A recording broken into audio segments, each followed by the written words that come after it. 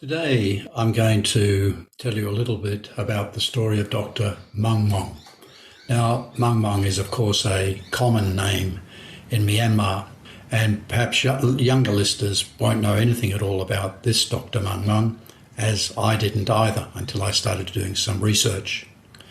This Dr. Maung Maung was born in 1925 and was a legal scholar. I came across a book that he wrote on law and custom in Burma and the Burmese family. But I looked into it further and luckily found a book that has been written on his life story by the leading Asian scholar, Professor Robert Taylor.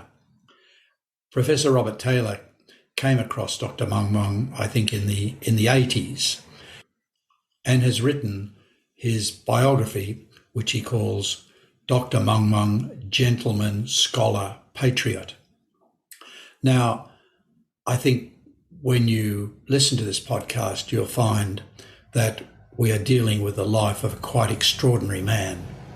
And I thoroughly enjoyed hearing some of his thoughts on how he conducted his life. One of his claims to fame is that he was the 7th president of Myanmar, which is quite an honour for him. But he was the shortest president that's ever been appointed in the country, and he only lasted 1 month.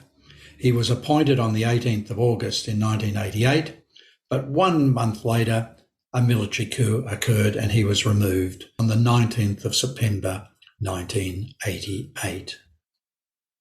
Professor Taylor has kindly given me permission to read some extracts from his book on the life story of Dr. Maung Maung, and I will read those extracts now. An interesting thing that Professor Taylor says, which resonates for those of us who are looking at Myanmar today, Dr. Maung Maung understood that history has tides and phases, and one has to learn to ride the waves and understand the currents.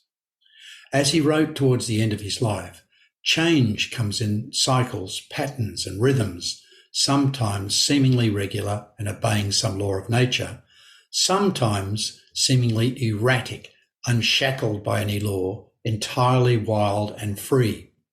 Cycles of political change in Myanmar since independence was recovered from Britain in 1948 seems to have run in cycles lasting 10 to 15 years. Think about that.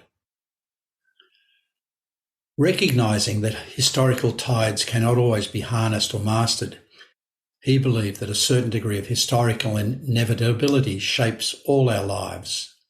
From this, perhaps, he gained his great equanimity. Clearly, Buddhism shaped his way of thinking about history, perhaps casting doubt on the Western notion of history being a story of progress and change. Thus, a historical cycle ended, opening the way for another. Was it, in fact, an end or a beginning?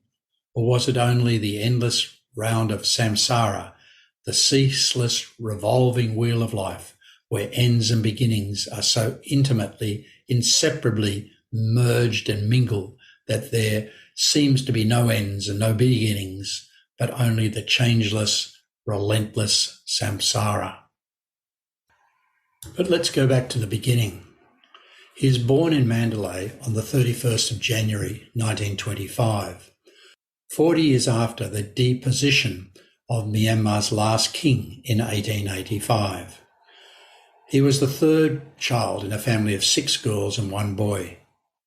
His education combined both the English language curriculum of the government school system as well as Buddhist teachings. Following 1 year of instruction at the Society for the Propagation of the Gospel, SPG, Church of England school to which King Mendon had sent several of his children, his parents, U Thant and Do A Tin, arranged for his attendance until 10th standard at the Buddhist Tatana Anglo-Vernacular School under the National Education Council. Such schools were the product of the student strike that began in 1921 over the allegedly elitist nature of the new University of Rangoon and led to the formation of the National Schools movement, which Burmese nationalists commenced, rather like an earlier comparable movement in Ayr.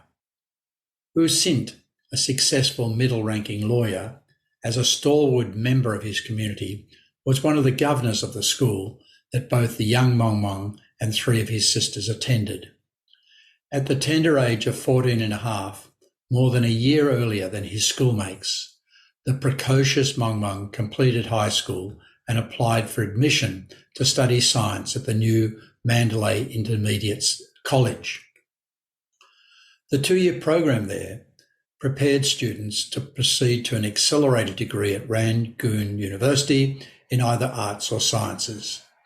As the official admission age was 16, the head of the college, a former British officer, Mr. A.D. Marshall, allowed Maung Maung to attend classes for more than a year before finally enrolling formally. In all, he stayed at the college for 2.5 years, mainly following the science curriculum, but also studying history and English with Mr. Marshall, a man whose love of Shakespeare, as well as military bearing, had an impact on the young student.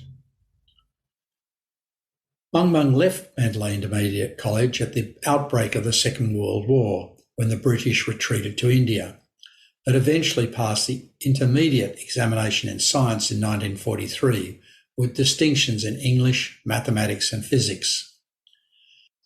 As a young man, Maung Maung demonstrated two characteristics that were to mark his life. One was a penchant for quiet but persistent activity.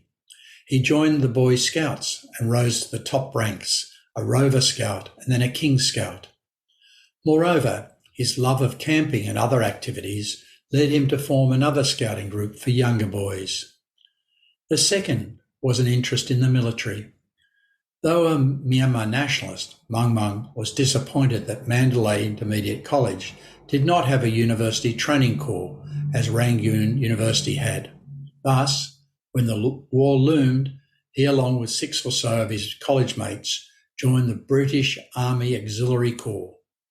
Following some basic instruction at Maung, he found himself on sentry duty at Mandalay Palace on the fateful night in April 1942 when the Japanese bombed the city, setting large parts of it alight. Given the option of retreating with the British or remaining in Mandalay, he stayed back and returned to his then very ill mother, who, with the remainder of the family, had moved to a village about 8 miles from the city. Before the end of the year, Daw A. Tin passed away, and at the age of 17, he left his father and sisters to join the growing Myanmar nationalist movement, now centred in Yangon, and the Japanese-installed government of Dr. Bo Mao. But it was not government service he sought, but a return to the military career so quickly terminated in 1942. In 1943, Maung Maung joined the Burma Defence Army, the much smaller and more disciplined successor of the famous Burma Independence Army, led by General Aung San. Enrolling as a private, he was selected and passing the entrance examination to join the 4th batch of officer cadets sent to Japanese Myanmar Officer Training School at Mingaladon, passing out on his 20th birthday on the 31st of January 1945. The young officer was assigned initially to the War Office of Uwisara Road in Yangon. Recognising his superior mastery of both English and Myanmar languages, his first task was to write and translate military texts for the fledgling army. Dr. Maung Maung was in the army at the end of the Second World War, but was also there when the Burma National Army turned against their Japanese mentors on the 27th of March 1945. It's now the Tatmadaw or Resistance Day. And he organised a Myanmar resistance with civilian political parties, including the Communist and Socialist People's Parties against the Japanese fascists. The failure of the Japanese to live up to their exalted promises at the beginning of the war and their own leftist political leanings, plus the increased apparent likelihood of the defeat of the Japanese at the hands of the British, the Americans and the Chinese, had convinced Aung San and his colleagues that this was the correct strategy to advance Myanmar's claim to independence. While he was working in this role, Professor Taylor tells us that on the banks of the Sitdang River, Dr. Maung Maung wrote his first book in English called The Forgotten Army. While still serving in the army, Professor Taylor tells us that Dr. Maung Maung began his journalistic career writing articles in English for the Rangoon Review. Though offered a commission in the Burmese army, which the British organised after the war, he turned it down, recalling years later that he preferred freedom, academic work, teaching and so on to a life in the army. On leaving the army, he applied to return to finish his university education. Under a British policy to recognise the accomplishments of men who had served in the armed forces but had not completed university before the war, Dr. Maung Maung was eligible to take examinations for an external bachelor's degree. This he duly passed and was immediately offered both history and English tutorships at Rangoon University. His teaching career, though, was very short. It was less than a year, because U Thant, the famous U Thant who became the first Secretary General of the United Nations, offered him a position in the Ministry of Information. At the age of 22, he was appointed the editor of the daily English language New Times of Burma, a post he held for about a year until it was sold into private ownership. However, he remained in government service after the privation of the paper. One of his duties he was assigned while he was working in the Ministry of Information with U Thant was to prepare the first draft of the translation of Myanmar's Declaration of Independence. At about this time, the famous poet K.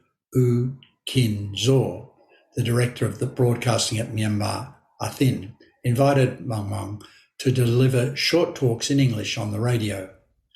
At the request of U Thant, he wrote essays based on these radio talks, which were brought together to form his second English language book, published in 1949, called Burma's Teething Time. Now, not busy enough with all of that, we learn that he enrolled at the University of London in an external law degree program commencing in 1949 and passing his final examinations in London in 1953.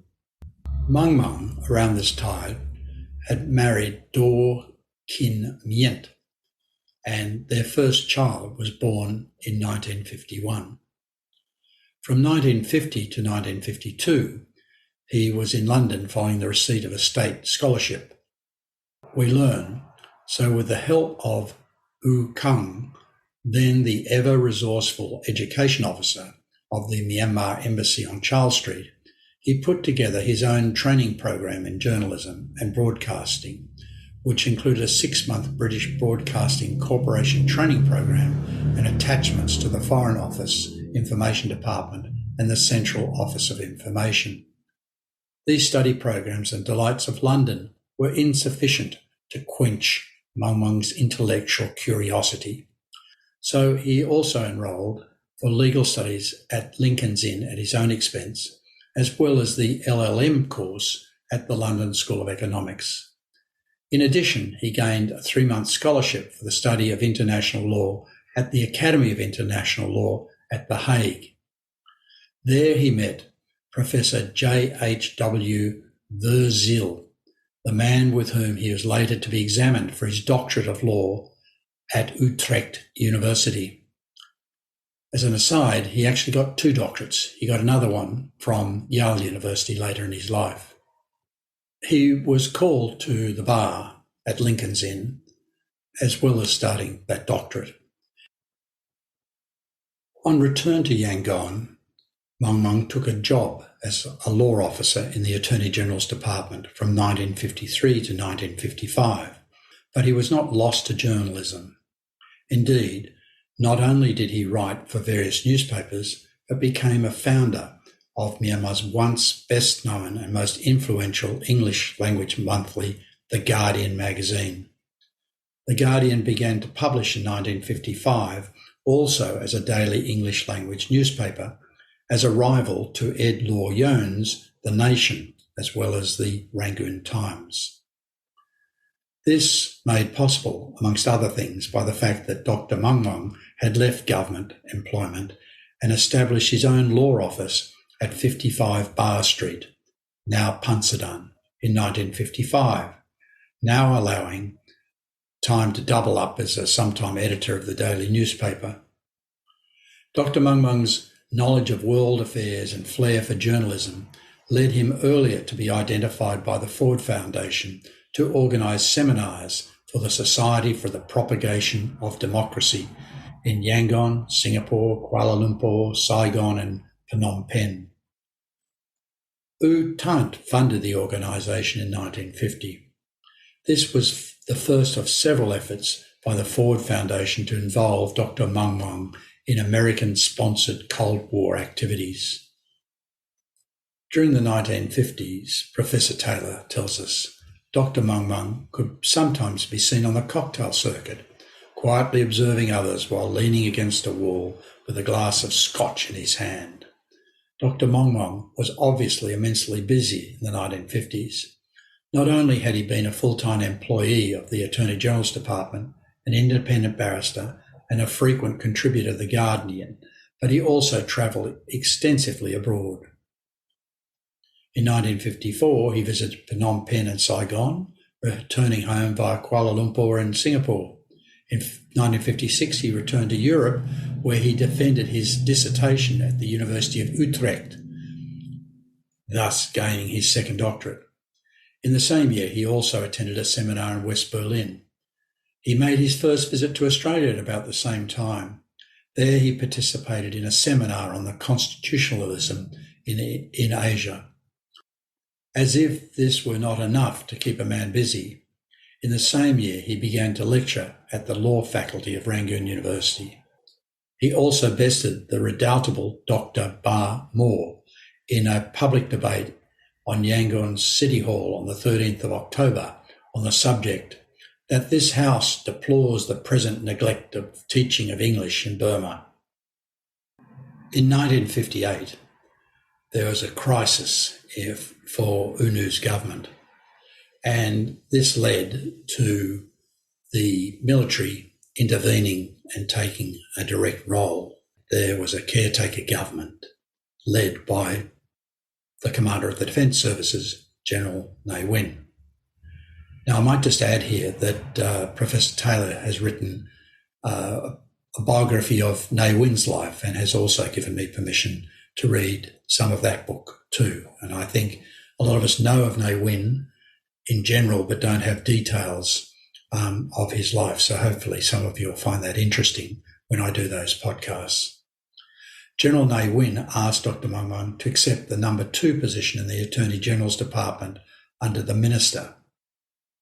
In that capacity, he served for the next 18 months until after the elections were held, which saw the return to power of the civilian government, once again led by UNU.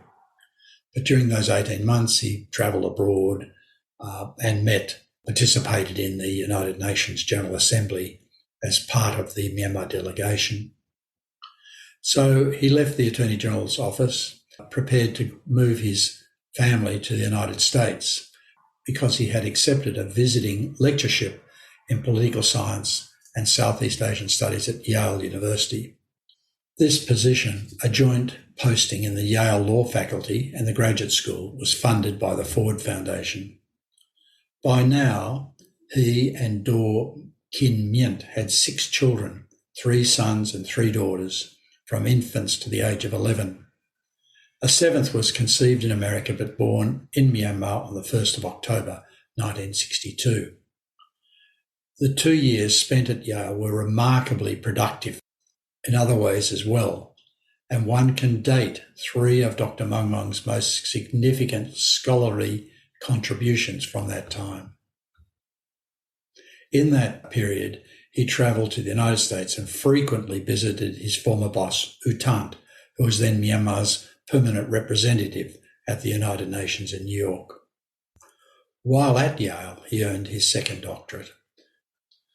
Now, of course, 1962 was a momentous year in Myanmar's history, the year of the military coup by General Ne Win. So the Ford Foundation, knowing what had happened in Myanmar or in Burma at that time, gave him the opportunity to stay at academic positions in the US, but he decided not. He had hoped to join U Thant, who's by now the Secretary General of the United Nations, but that didn't happen. And he decided to return to Myanmar in July 1962. And on arrival home, Dr. Maung Maung was offered the post as a member of the Supreme Court, or the High Court of Final Appeal, that continued to function despite the abrogation of the Constitution. He accepted the judgeship 4 days after returning to Myanmar, and 3 years later was promoted to the position of Chief Judge. He remained a judge in total 9 years before being given his first ostensibly political appointment in 1971 as one of the few civilian members of the Revolutionary Council. As Professor Taylor says, it would take another book and detailed knowledge of Myanmar's legal traditions to undertake a study of Dr. Maung Maung's judicial decisions during the 1960s. Here one can only recount his philosophy of law as evinced from his writings. He had a clear understanding of the role of law in society. As he wrote in the preface to Sir Arthur Egar's Law of Evidence, which he published in Yangon, the aim of law is to do justice between citizen and citizen, between citizen and the state. When there is no law, there is anarchy. Where there is law, there is order. And when the laws are just, there is happiness and harmony in society. Or, as he wrote in the introduction to the Myanmar version of Burma's constitution, many think that it is boring when you say law in a pretentious or formal sense. They consider it even more boring when you say basic law. Constitutional basic law is connected with everyday human relations. It's not boring so as to be cast away like some formal dead trifle, nor is it to be feared. The fundamental law manifests the establishment of the state's central pillar, recognising the rights and responsibilities of the people on the establishment of an independent union. In the fundamental law, the union's history comes to life. As to the independence of the judiciary under General Ne Win's government, he felt it was preserved. As he said, Ne Win, when he came to power, when he took over, he issued proclamations. And in one of them he said, all the existing laws will be continued, will be applied until and unless he has changed, amended, and so on. And we were briefed. The Attorney General, who was a friend of mine, and myself, we were invited by him for a briefing. He said, look, with this proclamation, it's sincere.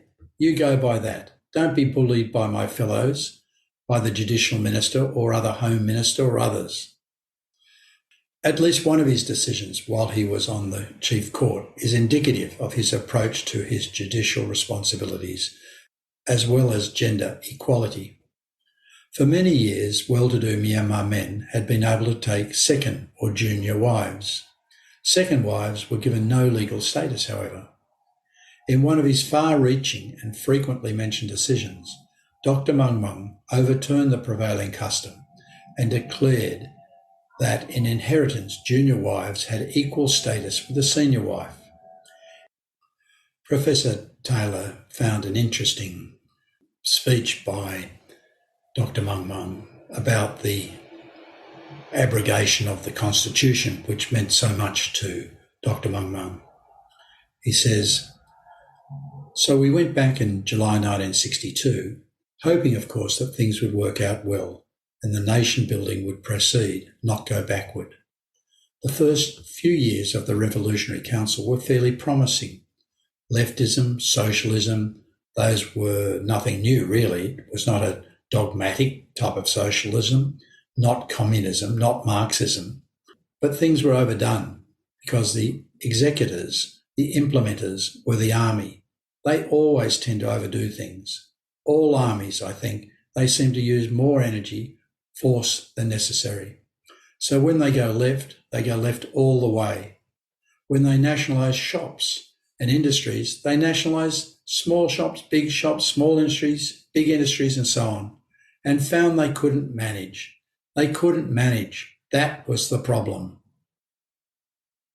Those words are pretty relevant even today, I think, for those of us who know what's happening there. Professor Taylor's found some other interesting quotes from Dr. Maung Maung, where he talks about his final decade of working during the Burma Socialist Party rule. I had in my work on the bench and with the Revolutionary Council, I never had felt any guilty conscience. I gave all, you know. I did not do anything wrong, but at least, of course, by my standards. Maybe sometimes I felt sad. Well, I should resign when things were getting difficult, more and more difficult.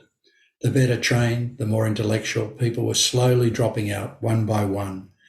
Very few were left. The new young, the new people with whom Ne Win surrounded himself were very third-rate, fourth-rate people. You know, people who were sergeants, NCOs, when he was a battalion commander. That level of people. So these fellows were loyal to him, good people, but at the same time they did not understand what he was saying. They did not understand him enough, I think. So everything was going wrong, started to go wrong, about 10 years, since 10 years or so. Those 10 years I was very unhappy, felt many times like leaving, but to leave in that was also not very easy. And that system, if you leave and go, well, they'll either put you under restriction, or if I went and asked for a passport, they wouldn't give me, you know. If I wanted to start a publishing house or a law firm, I wouldn't be successful, you know. There will be things, obstacles in my way and so on. Again, those comments are pretty relevant today and goes back to that first piece I quoted where he talks about the waves and the cycles that seem to take place in Myanmar. Professor Taylor has found some statements by Dr. Maung Maung as to what General Ne Win thought about involving the military in politics. Apparently, Ne Win said, the military should keep out of politics, out of government. This is, you know, we had to do it because of the extreme circumstances, a matter of necessity, national necessity. We will start a political party or let other parties come up, and as soon as the constitution is written, we will hand over. Dr. Maung Maung continues. So that was Ne Win's promise. That's what he tried to do, I think. And as he went along, he probably thought about a one-party system would be better than a multi-party system. To give the Revolutionary Council a sort of a non-military image, 4 civilians were appointed to it at that time. One of them was Dr. Maung Maung, who became the Minister of Judicial Affairs and later, under the 1974 Constitution, Chairman of the Council of People's Attorneys. So he became involved in the preparation of a new constitution, and it took 3 years to complete. The new constitution came into force on the 2nd of March 1974, 12 years after the coup that terminated Myanmar's first constitution. One of Dr. Maung Maung's roles was to get people ready for the new constitution. And he says, I went off 6 months just preaching, teaching and so on, trying to get them ready psychologically for the new roles of the judicial officials and to the new judges, the men, the new people who are going to come on the council, tell them their functions, tell them what they have to do and all that sort of. But it doesn't work. The very first year I knew they failed because they're human beings. The people who went there were thinking only of their pals, you know. Further, one day they were peasants, maids in your house. Next day they were sitting on a bench with power to sentence a person to 6 months imprisonment or fine him and so on, and bucked up. The judicial officers too, they didn't like it. They missed their power. They felt they had to be. They were servants to that tribunal of unlearned, unlettered people. It didn't work. And then slowly they became corrupted. The tribunal members of the council, judicial council, as well as, they started to take bribes, and people started saying when you only had one man on the bench, you had to pay one man. Now there are three people on the bench and one judicial officer and one legal officer. We have to bribe at least 5 or 6, maybe with the police officer included. So it costs us 6 times. And then the delays for the 3 people to assemble.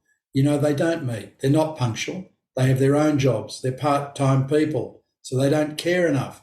They don't turn up on time. And there's a lot of waiting, adjournments, and all kinds of things. So all kinds of human factors came in.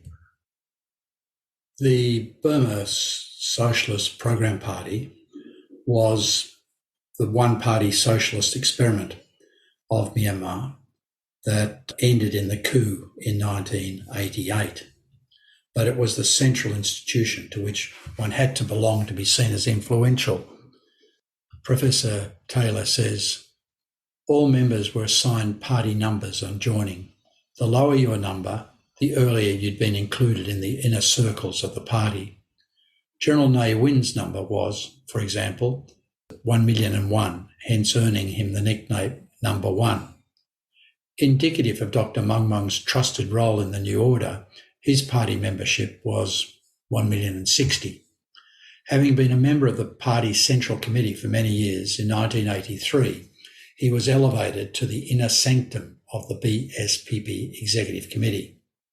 However, Dr. Maung Maung resigned from the Central Executive Committee 2 years later when he is hospitalised with diabetes, though he remained a member of the Central Committee. He was also at that time the chairman of their disciplinary committee.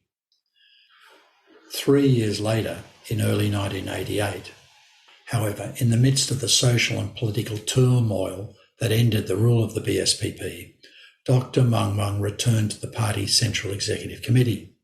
At this time, he also reassumed the position of Attorney General in the Cabinet, but resigned his post as a member of the Council of State. These moves all occurred on 2 days after U Ne Win resigned as BSPP party chairman, and the party and the government were thrown into turmoil. Dr. Maung Maung's career as Attorney General was to be short-lived, however, for U Thein Sein, who was the party choice as its new chairman and president of the country, resigned from office in the face of mounting public demonstrations on the 12th of August. There ensued 6 days of chaos before the party and the parliament could respectively meet and choose a successor to General Ne Win.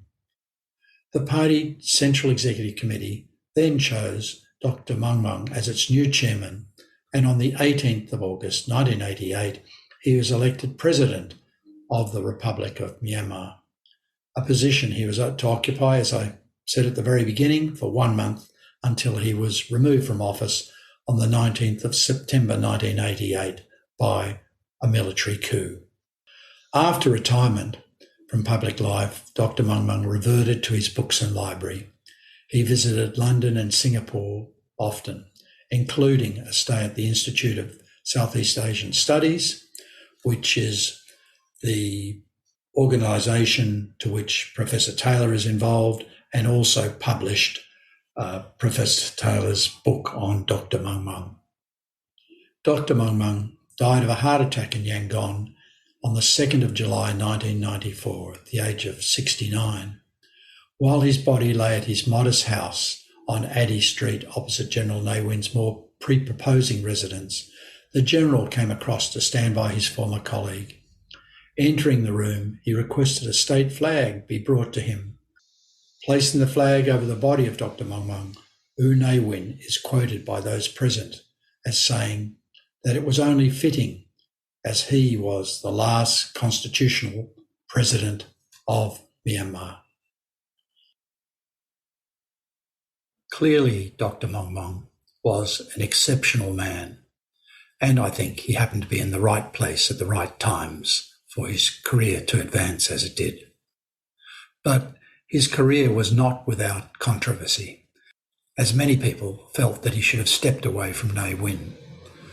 But I believe his argument was that at least he had some possibility of containing or influencing Ne Win whilst he remained in the roles that he had. I found the observation of Dr. Maung Maung that Myanmar seems to operate in cycles of 10 to 15 years of particular interest when we look back. And I wonder how long the particular cycle we are now in will go. Will it fit into that 10 to 15 year cycle that was observed by Dr. Maung Maung? I'd also highly recommend those of you who are interested to know more about Dr. Maung Maung to purchase Professor Taylor's book, because I've only skimmed the surface and dealt with the biography of Dr. Maung Maung, whereas the book contains a huge amount of other information, such as short biographies of different leading people at the time, as well as his views on the Constitution and the political process. But that brings us to the end of this podcast, and I'd like to thank you all for listening. Goodbye.